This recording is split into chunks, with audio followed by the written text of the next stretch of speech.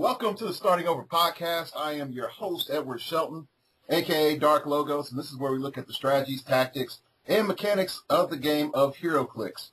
This is also the show that I am looking at an eBay listing that I was gunning for and completely forgot about it. But that's okay. I have on the show today Daniel Joins, a.k.a. Morand, a.k.a. Mr. Sinister Maker. So say hello to the nice people, sir. Hello. All right, so I said to you, I was like, I couldn't get Dan on. That was my scheduling error, okay? So I got him on now because I love you people. I love you, and I care, okay? And so we're going to talk a little bit about Streets of Gotham and whatever else tickles our fancy about the meta. So, Dan, what do you think of Streets of Gotham, and are there any figures that you feel that are worth noting? I actually haven't had a chance to play Streets of Gotham yet. I'm very saddened by that. I just became a judge. I got promoted to judgehood at the venue I play at, and I've run into the judge problem the last 4 weeks where there's just not enough players for a bye, but I have these great teams that I really want to play. So I haven't had a chance to actually physically play anything, so all of this is going to be purely speculative. But I really do like all the Gotham cops that came out. The sergeant I think is really good, and the detective is also pretty good because even though it's limited to keywords, most people at your venue are probably playing keyword themes anyway, so it's really just going to be regular outwit more than likely. And the Gotham City cops became the best. The GCPD policemen are basically 2 points more than the old Alpha cops, I think, if I'm doing my math, remembering right. So they became the best things to drive the police cruisers. And since I own 5 police cruisers, I'm excited. Yeah, the cop cars are broken. The cop cars are so broken. Then the team packs, well, I don't need to see, what else is there in a set? Harvey Bullock is really, really nuts. And Renee Montoya pairs nicely with him. She's not as crazy as she used to be back in Arkham Asylum, but it's still, 50 points for, 50 points for PC? I'll take it. I don't know. I can't force myself to buy her. Like, every time I look at her straight up, I'm like, oh, it hurts so bad to look at you knowing what you once were and how broke you once were. I can't do it.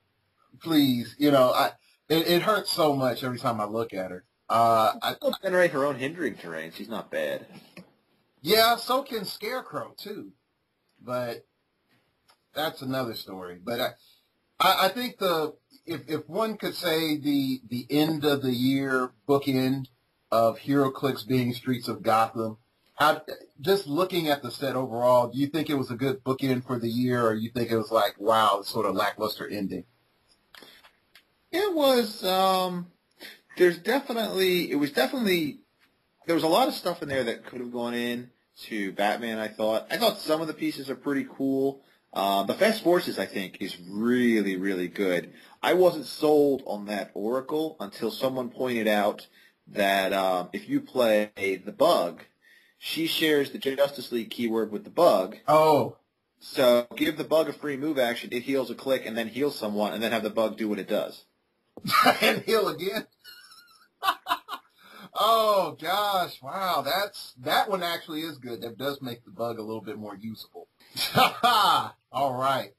We have the judge's conundrum. You have all these cool teams you want to play, but can't play. Like, what sort of teams are on your mind here? Well, yesterday was, it's a tradition at my venue that we do a blowout year-end event where you're allowed to do whatever you want to get out of your system. And this year was 2,013 points.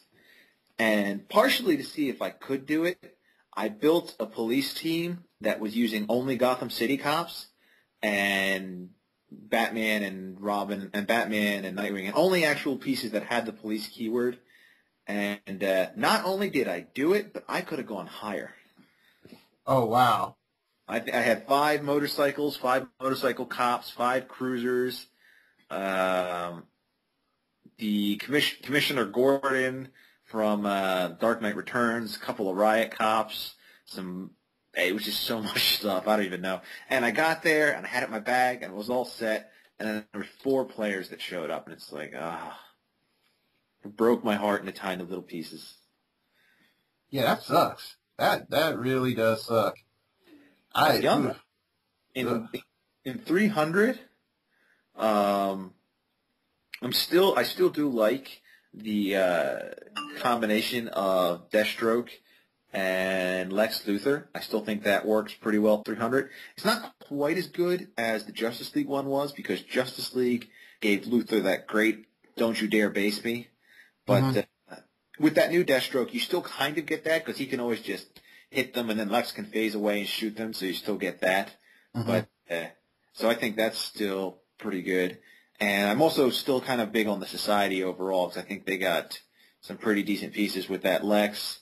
A couple mini attackers came out in Streets of Gotham like Onomatopoeia, and if I said that right, I hope I did. Or is Onomatopoeia? What? Yeah, whatever. I think it's Onomatopoeia. Yeah, he's not too bad. There might be one other piece, and then Renegade also as well. So I'm kind of good on the Society. The only thing that's annoying about the Society is they're all wild cards, so you really have to play like Silver Banshee to just get some bang for the buck. Well, I mean, and the other issue that when you look at Society, you know, you have their ATA on there as well, which gives you some level of outwit protection. And really, in the end, you're sort of looking at them as they're not a team that's like, oh, we get together and we do something together. They are a team that's like, hey, we are a bunch of killers, and that's all we do is just kill stuff. We don't have any special effects, nothing really cool. We just kill you. So it's a hyper aggro team. That's the way I see it. I like Luthor because if you're clever with your kryptonite, you can be prepared for a lot of situations. They jacked up that ruling with Luthor. Oh, you put a utility belt on him or a resource dial of any kind, he can't summon in kryptonite. Gosh, that was stupid. I mean, it defeats the whole purpose.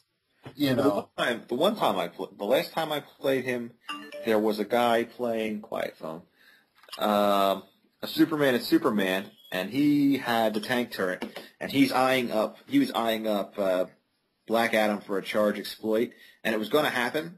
So the only thing I could do about that was I had Lex pop out a gold kryptonite, and he charged me, and he says, "All right, exploit, I hit. Why are you rolling this dice? That was exploit." Nope. You're within just enough range of this gold kryptonite. Your exploit doesn't work, so I'm rolling my impervious, and I rolled a 5, and I got to change the whole game. Another time, Lex facing a big stealth-heavy team. I have really no way to get through stealth except maybe a couple lucky pulse waves with Silver Banshee. I lure his team down just close enough to mine, pop out a white kryptonite, all that hindering withers, and then start shooting them. So if you're clever, there's some really good things you can do with it, but it's kind of situational. Yeah. I see people online say, "Oh, this Lex does only one thing, and that's fight Superman." And no, he does a lot of things. No. Running shot, side blast, and it's basically better than running shot is what he's got because it's you break away automatically because it's phasing. You go through walls, and he just has to move half his speed value, so he doesn't worry about the -2 from carrying, kind of. Because it's like, I'm just doing a move action. I'm not having my speed for a running shot and then modifying it then. It's like, no, half my speed, which is, I have it printed 8, it's 4. Move that full 4. I'm carrying someone because I'm moving less than 6, which would be what I was doing if I was normal carrying, and then I'm shooting. So, yeah. Once you get past that, I really do like that Lex Luthor. I haven't played him in a little while, but I'm a big fan.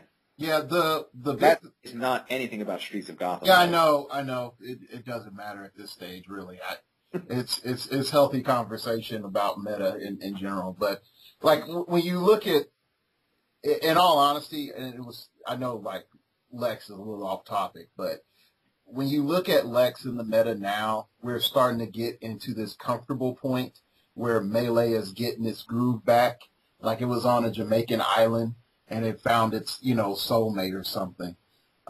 Utility belt. Yeah, pretty much. And so now it's like, oh, you stopped my exploit weakness. I wasn't expecting that. You make it so that I don't have any cool powers left. That Lex Luthor has a place still. But going on, let's just go in and sort of recap some figures that I think are interesting.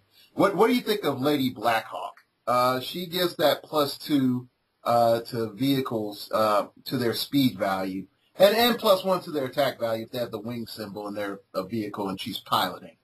What do you think about that? Or her dial overall? I think, yeah, well, she's basically, I think her dial's moot because the first thing anyone's going to do with her is pop her in a vehicle and forget about her. So, and I feel the same thing for Blue Beetle. Nobody really looks at their stats because they're never going to be on the board, ideally. So, I think she's a good pilot for the Batwing, because one of the pilot traits keys off specifically her. So that'll help. That helps out there. And then I think she might also, does she have the soldier keyword? Let's see. Yes, she does. She's a really good tank pilot too, because the one thing the tanks suffer from is they're really, really slow, and a +2 speed really can't be overlooked. Turns out that only +2 only happens when it's with a wing speed symbol vehicle. Oh, yeah. Then I digress. Never mind. Then yeah, I think that she's a good pilot for the Batwing. Maybe the Invisible Jet, but she doesn't trigger any of the cool pilot abilities for the Invisible Jet, so that's probably, I don't think she'll do that. So basically, the only vehicles she could fly that I would put her in there 10 times out of 10 is the Batwing, because the bug is just silly, unless Blue Beetle died somehow because you were careless. Yeah. There. Yeah, that shouldn't happen. I mean, I'm sure they're going to eventually, if they don't abandon vehicles, because they have a nasty habit of abandoning new mechanics. Web tokens. Oh my gosh, No, you bring up web tokens, but seriously, in the 2,000-point event yesterday, somebody had a Spider-Man and somebody dropped a web token on a vehicle, and none of us remembered what web tokens did. You have to roll for breakaway from them on a 5 or 6 or something. Yeah, the guy didn't even have a web token. I actually had to dig all the way into the bottom of the prize box and find some lonely and forgotten about web tokens and give it to him. Wow. I have one. You can't see this, but it's unopened, and that tells you something, people, like how effective that mechanic was. Yeah, we also then had to argue, do vehicles have to break away from web tokens? Are they considered characters because improved movement? Who knows? Are they hindering terrain? Now that's again not Streets of Gotham, but see that's a good point.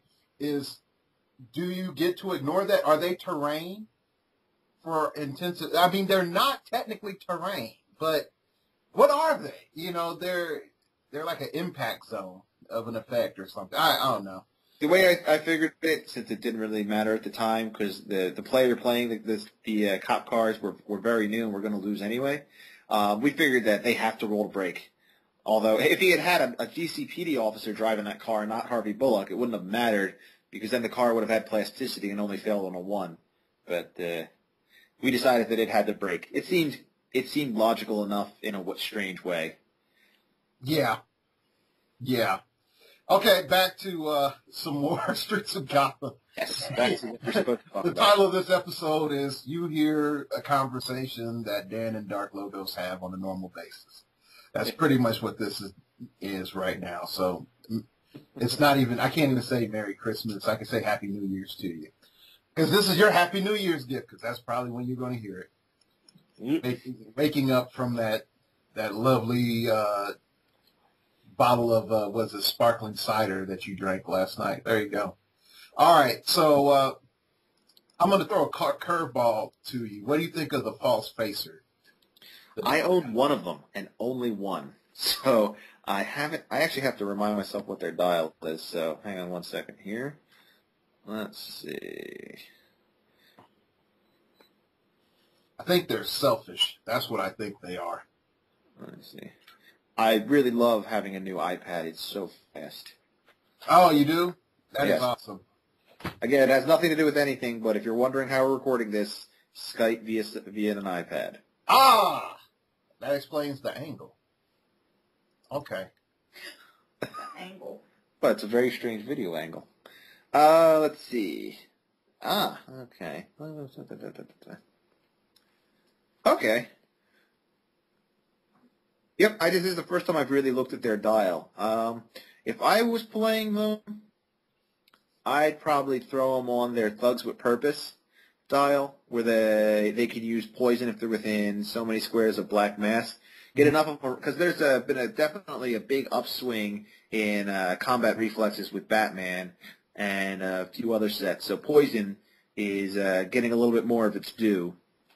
So, and especially, too, a 32-point piece with plasticity is a nice way. And they can carry each other with the Underworld team ability. That's not bad. The Gunsel one, where they can use property control but only reroll their own range combat attacks, that could be useful. They'd probably need a bad enemy around who had a decent attack value and some way to bump their damage up. But with a 5 range, I'd probably end up going with the Thugs with Purpose style most times. It just seems like the Gunsel one is not really going to work with a 5. With a 5 range and 2 damage, it just doesn't seem to work for me. Okay. All right, there you go. So I overall, I'm just like, man, if you want to run with it, go ahead. But I don't see them being the greatest thing. I do sort of laugh. I think this is one of those situations where WizKids was like, we are completely lazy. Completely lazy. What are 2 colors? Blue and red. We need a special power. Red, white, and blue. What should the second dial have? Forget it. Save money on printing. Red, whites, and blue. Same stats, of course. Of course, same stats. There you go. And then they created False Spacer. So I really don't see how they made that character, but oh well. Oh well. All right, next up, what do you think of Dr. Hurt? I think he is awesome. I think, for everything that you can get with such a low 82 points, that he's ridiculously too good. What is your opinion, sir? Well, we get Outwit, Shape Change, and Support, and Mind Control that does fancy stuff. And Mastermind and Stealth. 82, well, he's basically, okay, Outwit and Medic is useful, but Stealth is not nearly as strong as it used to be. I would still argue that. There hasn't been a crazy good Superman made in a while, but as long as Superman the set is modern legal, Stealth will never be quite as good as it used to be. But yeah, I agree. I agree to an extent, yeah. I mean, honestly, in my opinion, for him, you're paying 82 points for mostly. He's probably going to be a medic. I mean, he'll be a pretty good medic for you. He's got a decent attack value, and maybe occasionally you'll pull a mind control off, but I don't think you want him on the front lines. He's got decent defenses with the shape change and the mastermind, but for 82 points, he's just basically going to be. I think he's going to be okay. I mean, maybe you get him on click 2 and you can side blast a couple of guys, and that might be better. But I think that if I want to play a medic from this set, I will probably end up playing, let's see, Dr. Thomas Wayne, I think. It's not totally off topic. That's cheating. I mean, of course, yeah. Insult. Yeah, I mean, there's no reason not to play him if you can get him. I mean, really. Yeah, half the cost. You lose the stealth, but, you get willpower. You get to give your figures willpower for a heck of cheap. I mean... And one guy was yelling at me. He's sitting there. He's like, "Oh, I can't. His attack values are terrible." But the thing is, you put him on click 2, and I sat there and I said, "Now you think about it. Your favorite medic is Donald Blake, who's got an 11. Now, if he needs to roll to hit an average defense of a 17, he needs a 6. You look at Dr. Thomas Wayne on a second click. He's got an 8 attack value, but he's also got the defend of 14. He needs to roll a 6, same as Donald Blake, to hit anybody, and he's giving those people willpower, so when they run to base him, they don't kill themselves." Yeah. Yeah. I think the biggest oversight for people when they look at Thomas Wayne is that you look at his keywords, they're okay. They're not the most brokenest, but they're okay. But you just can't overlook the fact that he gives everybody willpower. Like that, he does what Harvey Dent does, but better.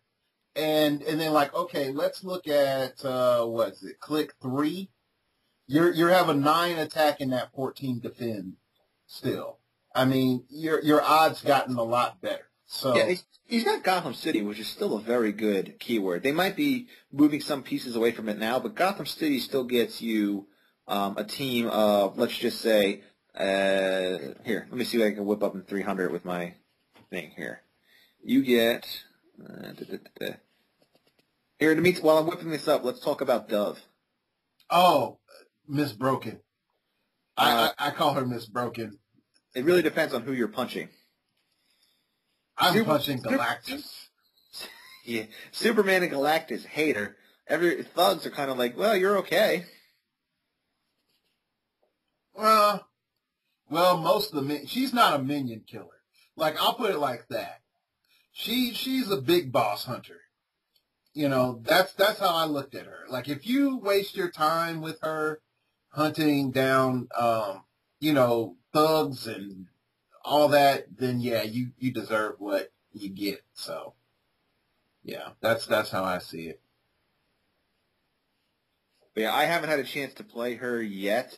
I really do want to, but it's definitely on my list of things to do. All right, I whipped up a 300-point team with Dr. Thomas Wayne using the Gotham City keyword. Okay. And I can get crazy with any pieces. All right, so you have a GCPD cruiser in piloted mode. Okay. A GCPD officer from Streets of Gotham. Okay. Dr. Thomas Wayne. Okay. DC 10th Batman and Robin. Don't they have Indomitable? What's that? They don't they have Indomitable? No, they both have natural willpower. Oh, okay. All right. So. And Lucius, yeah, actually, now I think about it, I made a team that has a ton of willpower already. Oh, dang, I defeated the purpose of it, didn't I? Yeah. I was like, hold on, wait. Lucius could benefit from it, but that's about it. All right, attempt two. We'll give you another chance on this. Okay, so looking at Dove again, I really like her. I think that she has some things that are useful. I think if I was to do a Hawk and Dove combo, it would be the Hawk from the Fast Forces and the Dove from the actual set. I think that would be my Hawk and Dove combo versus, oh gosh, the Dove and the Fast Forces is horrible. And the Hawk and the normal set is horrible. I don't like him, yeah. Yeah. I think the Dove and the Fast Forces has her uses, because I think, does she start with upfront prob control? Yeah, she has prob. But she's much supporty. Yeah, she's 100-point prob. But, that's ridiculous. I mean, unless you're really doing the theme team thing. But it's ridiculous. And then, like, what are her keywords? What, mystical, birds of prey? I mean, it's pretty much the same as the one from the common set. I mean, so I'd rather just go with the common Dove. And then she doesn't have any, she's really, I think, lackluster just overall. She doesn't have any movement attack. She gets that in-cap and super senses. You lose the defend, but you get, like, in-dial support and prob, which is like, ooh, yay, I really needed that. And, I mean, yeah, she only helps out Hawk, which is okay. The other Hawk is actually good, but anyway. She gets her attack boosted up, so. Yeah, which isn't, well, is that, yeah, she's the only one that has it because she has the trait, that's right. Hawk's trait is he can take a Dove's defense. But yeah, I think that the Fast Forces Hawk plus the regular set Dove is the best Hawk and Dove combo you can get. That I agree, I absolutely agree with. Yep. So people, if you still have that duo from Crisis, there you go. That's who you can pop them out to. Booyah. Okay, next up on our conversation list is another figure that is part of a duo, Fire. Ah, yes. I think she's sort of a waste of time. Your comments, sir. That was my fiance laughing. She kind of enjoyed that comment. Oh, the whole game is a waste. Oh, it is not. She would argue the whole game is a waste of time. I think it depends on the ice. Basically, her best thing is right there is that her fast friends, which the thing that which ice she carries. However, a sharpshooter with energy explosion should really, really not be overlooked. especially if you're playing in sealed and you've got a ton of stealth, because what you can do with sharpshooter and energy explosion is since you're shooting through someone, you don't care that your lines of fire to that person are blocked. You're shooting through them, so you energy explode the person behind them, and as soon as you do that, then you've hit the person in front of them then too. And hopefully you've knocked them out of stealth or done a few other things like that. And especially with dual targets, it's easy to, because I think most of the best you're going to see in Streets of Gotham is toughness or combat reflexes. So if you've got a situation where there's a couple of stealth pieces and behind them is hiding, a medic or support or something, just energy explode the support and then also pop the stealth pieces, and it's not too bad.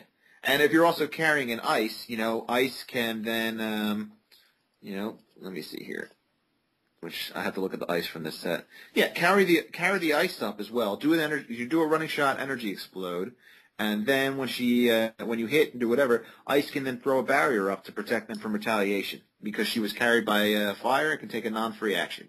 So the two of them, so I think that fire is not terrible. I think that fiery form, who's going to punch her? If you're letting someone get close enough to punch her, you're not quite doing it right. It's a nice little extra bit of defense, but ideally it should never come into play. I look at it like this. Give me a Cypher, hope you have a Mystics, and at best you take 2 when you kill her. That's how I see it. That is how I see it. All right. And because we're talking about energy explosion, let's look at Starfire. This is sort of why I was like, she's a waste of time.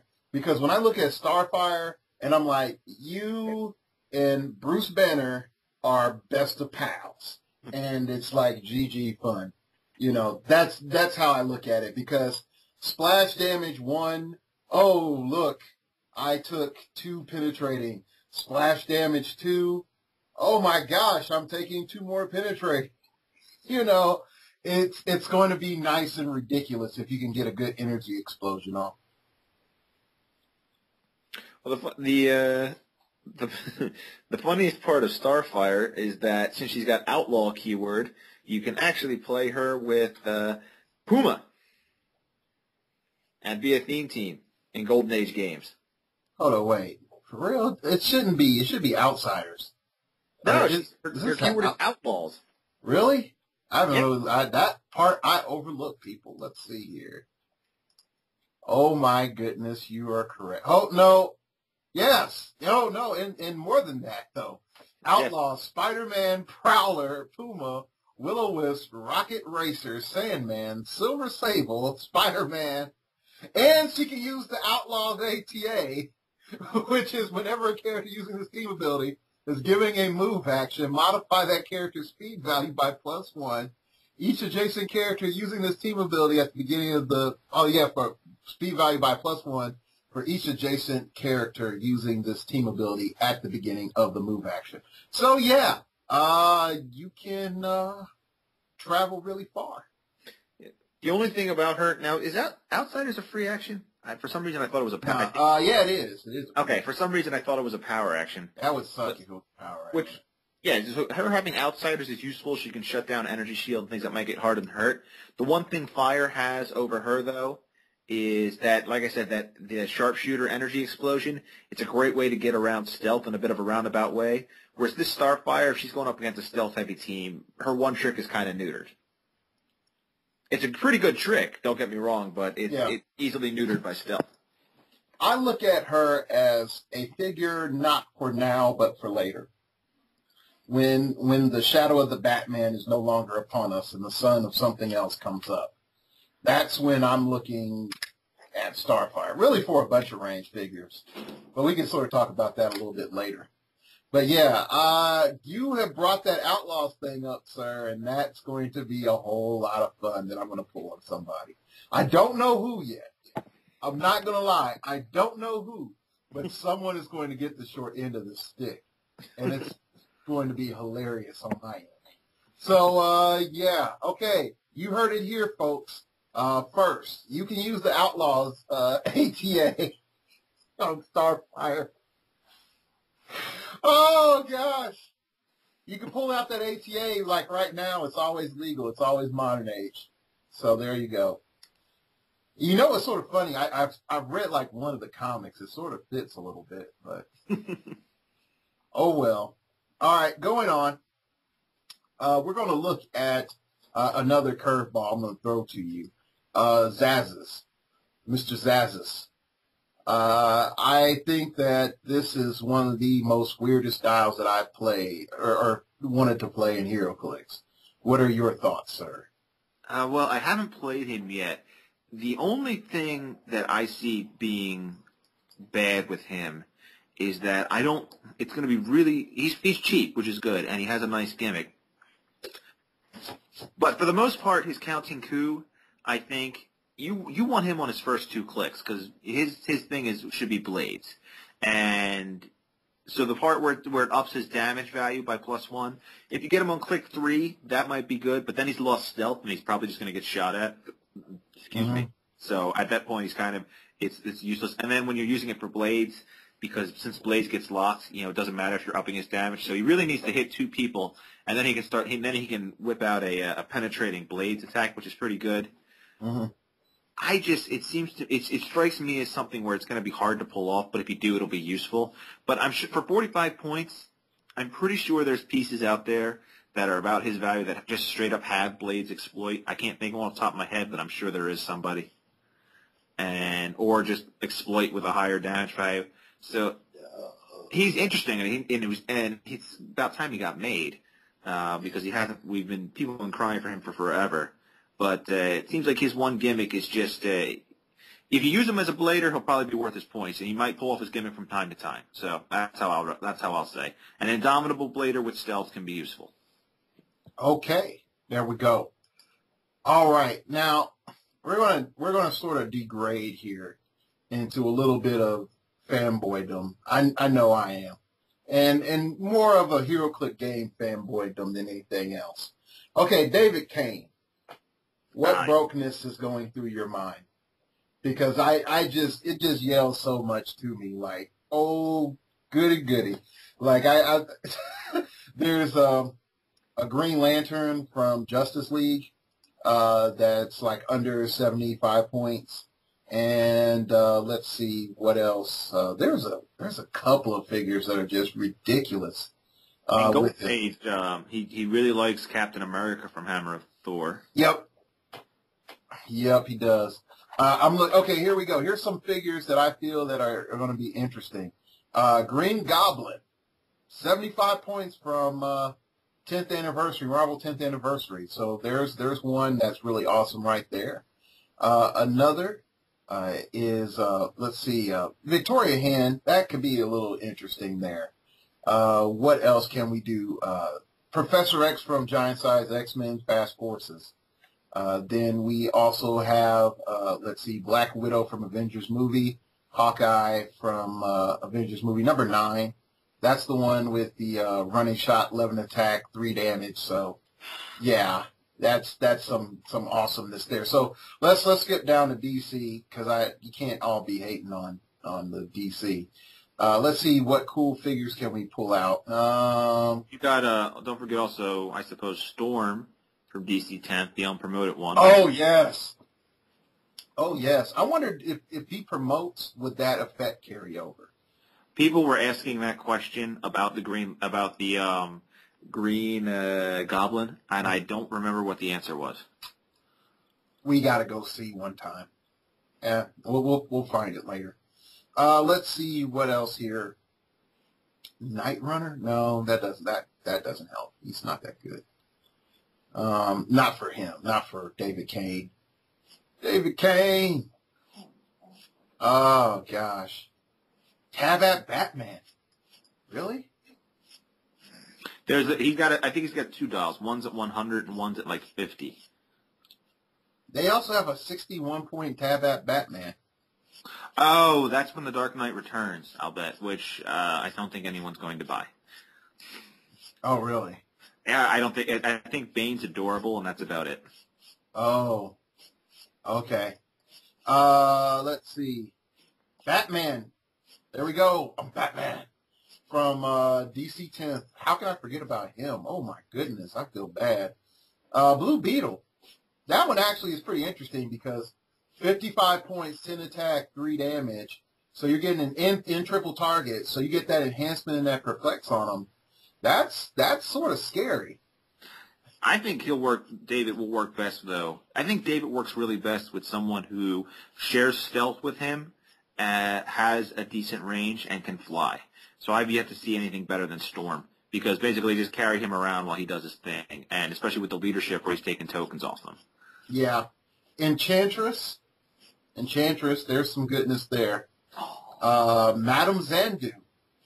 Make sure that David Kane can keep doing his goodness.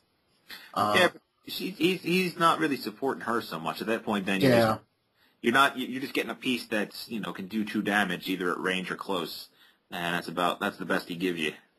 Yeah, let's see. Write-offs, not so much. There's a bunch of different things. Okay, let's. I think the best one is Storm, because even as I'm going further down. Like, some of the stuff is not as good. Livewire is okay from Superman set. I think, well, how about, how about Beast Boy? He doesn't really have range. Well, the thing is, you can switch him up. Isn't there a version of him that has range? No, probably not. No. But at least he can start as a flyer and then morph into, say, a T-Rex, and you can perplex him up to a 19 or do whatever you need to do there. Yeah. It's an idea. Okay, this is sort of okay. Superman Robot. Superman Robot is okay. Yeah, I think you're further down the list than I am. You already said the Green Lantern. Yeah. Lucy Lane at 70. Lucy Lane Superwoman at 75 points. Oh, no, take that back. You don't have any range. I got happy when I saw hypersonic speed. I won't lie on that. Tomo Ray, 9 range, running shot. You can carry David Kane. Gangbuster might be a little bit of a surprising choice because he's nice and cheap, starts with the 3 damage at range, and can also bump things up. It's a little bit of a tricky thing. You might be able to do something with it. Yeah. Okay, here you go. I think I found another character that fits your we're hiding in the brush together, and that's Raimi Hall from the Green Lantern Gravity Feed, which is sort of funny because she was like in a really good Green Lantern comic, and I guess they were just like, put her in. But stealth, 10 attack, super senses, 3 damage, 8 range. So that means that she's doing 4 damage with enhancement plus that perplex. So that's pretty good. I think Raimi Hall is probably our follow-up contender to Storm. Because then you can both just sit there. And then also Raimi can carry around David Kane if need be. For just my own giggles, Zamaron, 6 range, phasing, flight, incapacitate, 10 attack, 18 defense, 3 damage. That's just for my giggles because just for the pure fact that she's carrying around an assassin, it gives a new meaning to love as a battlefield. But oh gosh, 80s child. You can tell right there with that statement right there. So with the fandom, do you think that David Kane is going to change anything? Do you think David Kane is going to be something that's cool now and forgotten later? Hard to say. I think that his value may depend on what comes out in the future, I think. Right now he has several very good options for people to pair with, but let's say let's suppose that something comes out in Titans, that there's a Speedy or an Arsenal or another one that's a really good range piece, nice and cheap, and could really benefit from the things he gives. Then okay, go there. Or there could be, Lord forbid. I know they're making a new Superboy. I don't know how powerful he is in New 52, but they make a 50. Let's say they make a 50-point Superboy who's got a nice little bit of range and also some Superman, so you can use him as a range buster, something along those lines. But for right now, I think he's got a couple of options with Storm and such. But we'll see what his value comes out to as other pieces come out. Okay, I think that in all honesty, we're seeing a lot of cheap figures, and for him to make sure that there are less points than him really does put a little bit of hindering on like some of the mega cheese that would have been possible if it wasn't for that limitation.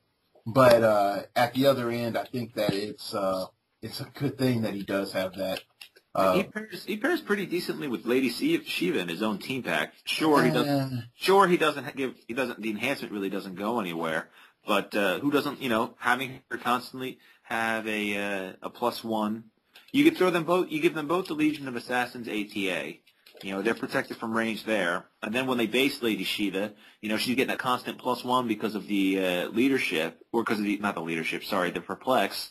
And then the leadership to take tokens off her. It's not too terrible. Yeah, I've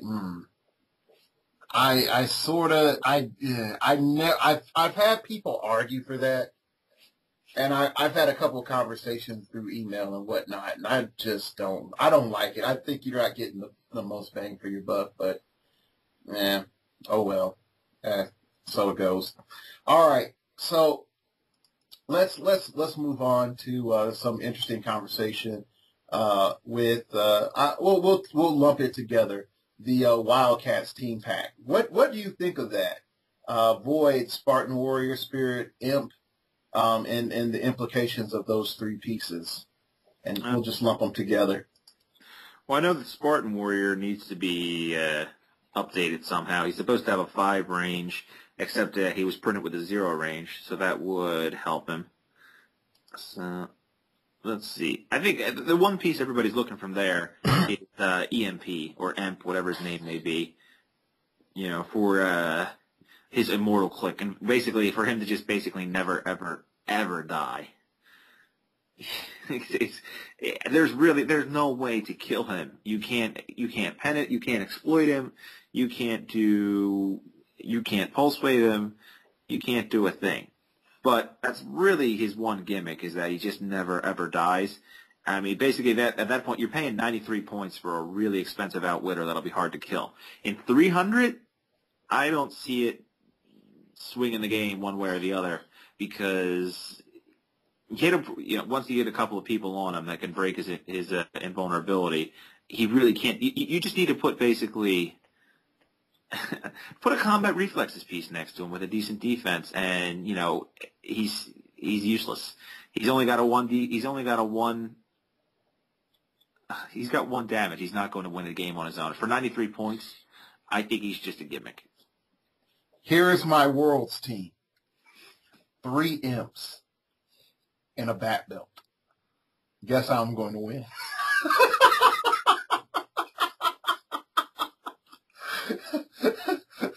The game has gone to time. No, actually, you will have one problem with that, because while his immortal power can totally not be ignored, it can be countered. Ooh, that is a good point.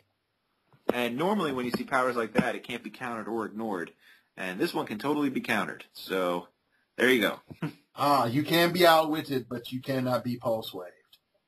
That's sort of broken in the reverse sense. But outwit needs to get some value back. I retract my statement. All right. What do you think of Void?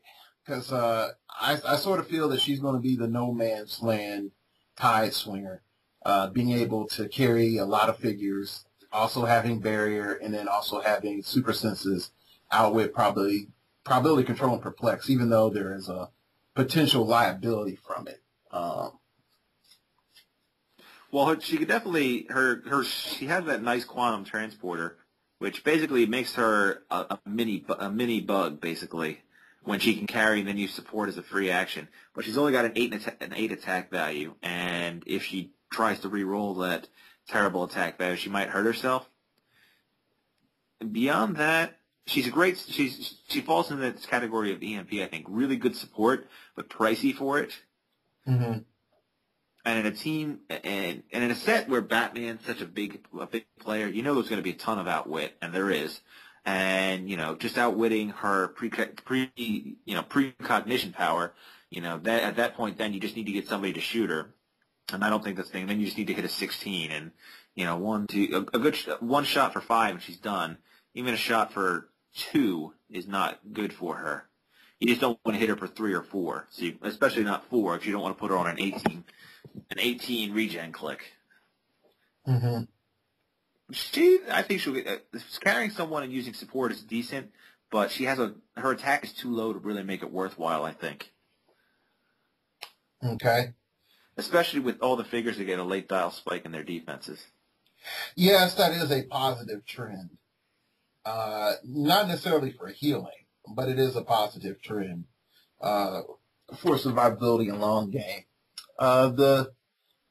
I think that just overall, when we're looking at that later month 6 No Man's Land event, we are definitely going to be depending on Void as one of the prob options. There's just so few prob options in the set. Calendar Man. Oh, no. Gosh. Okay, let's talk about Calendar Man, because I just don't like him. So go ahead. I will let you have full reign over Calendar Man. I don't know how you. All right, he may not. Here's the thing. Seth posts on a forum I sometimes make, and he said the Calendar Man was his labor of love. So he said he doesn't care if it ever wins Worlds, but he wanted to be funny, and he certainly did do that. And depending on what day of the week you play on, or when you play, he can do some really good stuff.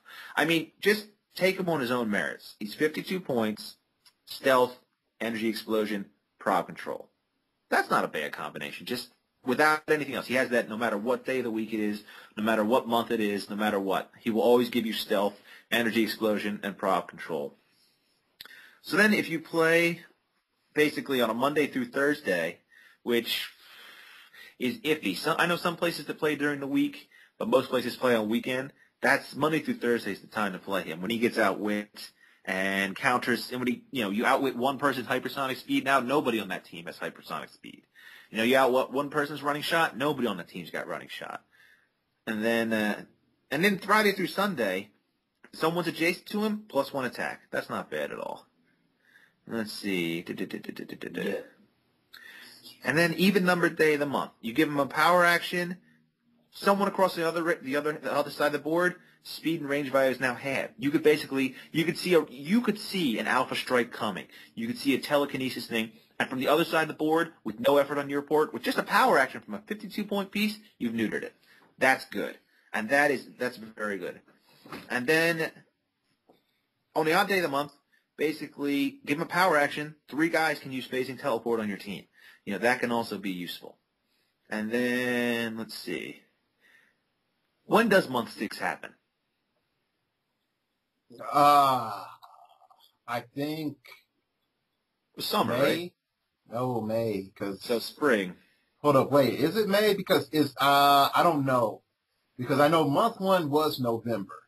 And I don't know if they're stretching month 2 to be December and January.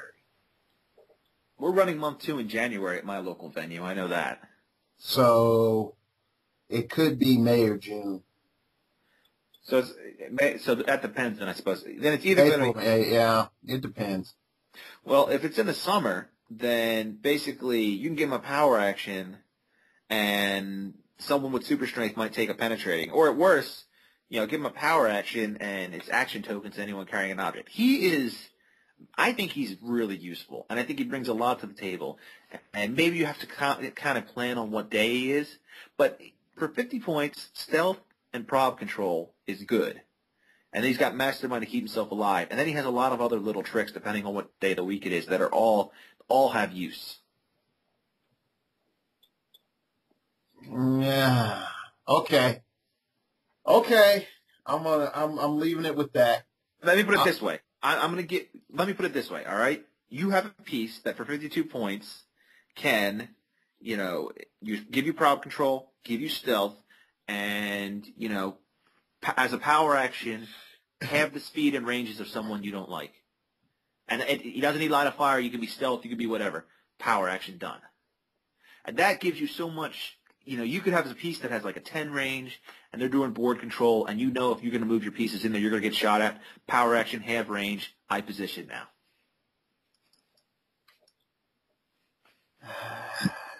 Am I saying he's broken? No. Am I saying he's fun and you'll get use out of him? Yes.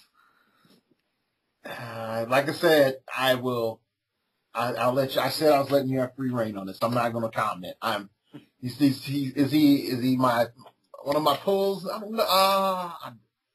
He makes me hurt a little bit, but that's okay. That's okay. All right. Sort of moving on to another figure I think is going to be interesting. And I want to talk about this just mainly from a comic standpoint, is the Batman chases, the 50, 51, 52. The Ghost of Batman. I sort of am glad that they're in this set, because if they were in the normal Batman set, everybody would be pissed. Just because of they're okay. They're not excellent. And they remind me of dang it, I said it the other day, Gotham City Imposters. Like someone was playing Gotham City Imposters with Batman. So I think they're definitely, they kind of want to be the Warriors 3 with that trait. Sadly, they're not quite as ridiculously tough. The Warriors 3, they didn't care about range as much because they were also ridiculously tough that they could take it. They could take a couple of shots and still make you hurt for it. These guys are not quite as tough, and especially too, that they got two pieces that really want to be range pieces, but don't have the range to really be range pieces. yeah. And one piece that really wants to be a close combat piece, but is probably going to get knocked past all his good clicks. That said, I'm still going to play him in 300 the first chance I get, because they're kind of, they look really fun. Yeah. I look at, like, let's take, for example, the number 51 Batman that you're talking about is pretty much just going to get beat down. Yeah. I look at him, and I'm like, at 101 points, I can compare you to the prize support thing and say, man, prize support thing can take you to task. Like, you don't have a chance against him. Like, I even looking at him in my hand, and I'm like, the thing you really need to do with him, though, to get a real sense of his value, add +2 to every single one of his attack values, and then tell me what you think about him. Because if you're playing him, you should play him with his two buddies. Then you got a piece whose attack value never drops below a 10 and is an 11 for most of his dial. Yeah, I can also sort of see the whole, I put a utility belt on him and he has charge flurry too. But I really just more along the lines just see him as, oh, hey, somebody that if you get him, lucky you. Like there's no inherent value to him beyond that. I don't see his tactical value really, so I know that's sort of sad. And really, the only one that I could sort of see as being okay was what is it? The one with the Mystics, and I don't even got a good picture of him. Now, see, I disagree. I think that the best one of that set is number 50 because he's a bit more reasonably priced. And he's a sharpshooting side blaster who also adds the police team ability and enhancement. So he's a good range. He's a decent range piece in his own right, and helps your range pieces out a lot as well. Well, number 52 wants to be a range piece so bad and does not have the range to be a range piece. I look at it more of he is a midfield. He's a midfield attacker. He's in that gap in between your ranged attackers and your melee piece. He's in that space. And he's sort of guarding your, I know it sounds stupid, but he's guarding your ranged attackers. That's how I sort of see him on the board, because he's outwitting, he's taking a shot when he can, he's leaping from shadow to shadows. And I sort of see him as like, I copy Mystics or PD if I have wild cards. Okay, so I mean, the issue that I see overall is just, I don't see all three of them being that meta good, even as a chase slot. But I do, out of the three, I think that's the one, the Mystics and the PD that I would use. But the rest of them are, really all of them, in my opinion, are like, lucky you. Well, the problem is, you said it yourself. That Streets of Gotham Batman one, the one that you like, the Mystics and Police, is meant to be like a mid-tier defense piece. If you're playing 116 points, if you can afford 116 points for a mid-tier defense piece, you must be playing like a 600 or 700 point game. Yeah. And that's not really good. I think if you're playing straight 300, the best piece to play in straight 300, and maybe, and none of them are probably quote unquote worlds worthy, but I don't really care about that so much. I say it has to be the number 51, because he's 83 points, and he can side blast on his own merits, and then he also really helps out your ranged attackers as well. Okay. All right. Now, just sort of, we're going to lump all the cycles together, because if we just talk about each one on their own, then we'll be here all day. I already know that, because we would just opine of just saying, hey, look, these are awesome. So what's interesting about the cycles that you like, and what are the elements that you think are like, yeah, I'm going to go for that? All right, I'll nutshell each one then. Okay. Bat Cycle, the one pilot ability, Familiar Controls, is kind of a waste. Letting it use Outwit is cool, but it's already got the Batman Ally team ability, so why does it need to use Stealth? Yeah. Beyond that, the Trailing Darkness is pretty good. Using Smoke Cloud as a free action immediately after resolution of an action. And it's not a move action, an action in which it moves. So running shot, whatever you want, generating your own little smoke cover. I like that. I guess you're peeling out.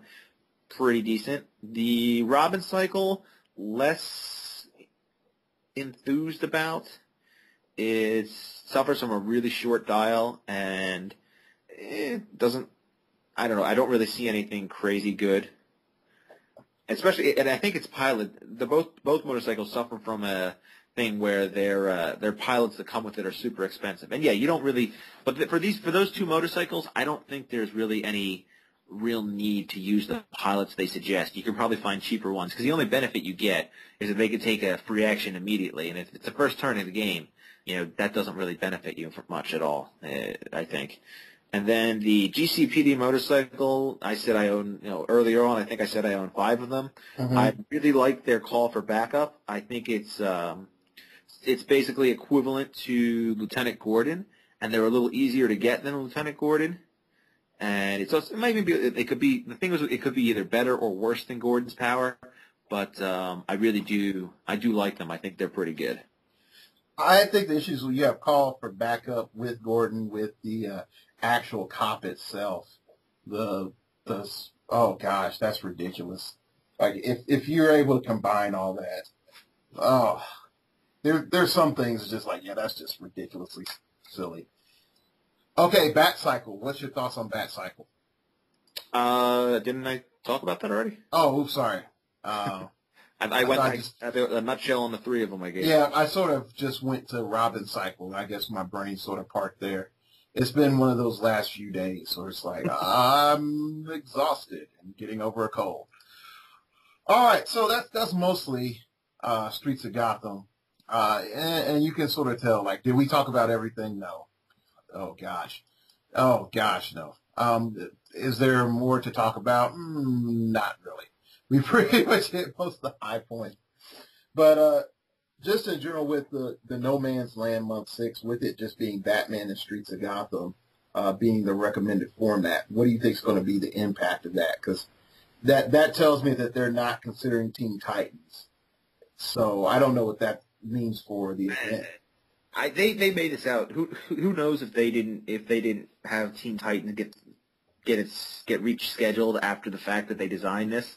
Who knows? I do know for a fact that there's no way my local venue is going to be able to run all the sealed they suggest. Probably this upcoming one for month 2 will be the last sealed that we do, because after this there probably won't be enough product, and they may not I think Batman may have sold out, and I don't think there's any more to get. And even if there was, having the venue order like 2 cases or whatever the minimum order is just for one sealed event is no good because no one's buying Batman anymore because everyone has what they want from it. Yeah. Yeah, So I pretty probably much. force that on my players. I will probably think up something, but I'm not. But I think again for month 2 that'll be the last sealed I do. Okay. I think the other thing is like when we look at No Man's Land, because it's a No Man's Land Batman constructed, I think what'll end up happening is cop cars galore are going to be your weapon of choice. Like if you use anything else, you're sort of just hosing yourself over. You know, that's what I feel. There's just too much stealth. And I'll even say like this as well. I think if your venue does allow the utility belt, then be careful and don't be sloppy with it, just for the pure fact that we have so much outsiders now. Because you need one good outsiders, and it's just like, oh, you don't have that +2. You can still flurry, sir, but you do not have that +2. So that element, I think, is also, in place as well. But I also think barter's going to be like the go-to piece. Oh, gosh. At 600 points, you can fit barter and cop cars in range and just laugh at people. It's like, what happened? Like, you got knocked around really hard. You killed my cop car, but barter picked it up and then hit you with it. Thank you for killing my cop car. Have a nice day. Yeah, as a local player at my venue, the only way he's been able to deal with cop cars is to play Galactus. It's not necessarily the best solution. He needs to find a better one, but it works for him. Really? Galactus to kill cop cars? He hates vehicles. Wow. Wow, that's sort of...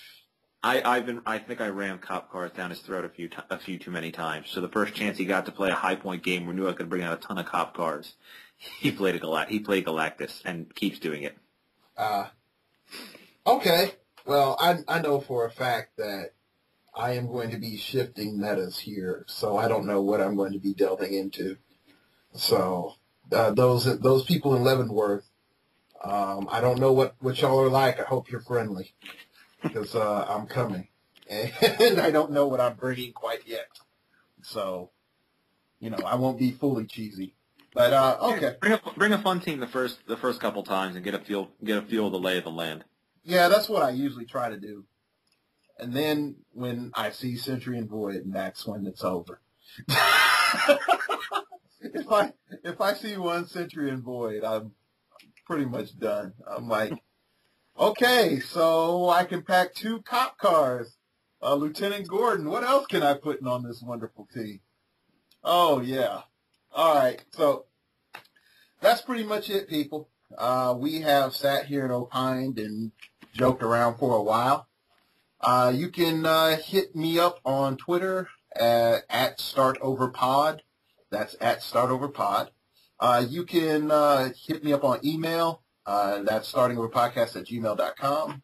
If you wish to send me some form of letters. You can also check out the blog, startingoverpodcast.blogspot.com, for more interesting stuff. I'm supposed to have a blog post up today, and I need to go write that after I finish talking with Dan. So you can check that out. There you go. Happy New Year's to you. It's 2013, and you will have more Starting Over podcast goodness if I can get my stuff together, which will most likely be the case. All right, that's pretty much it. Thank you for listening, and remember, we all have to start over sometime.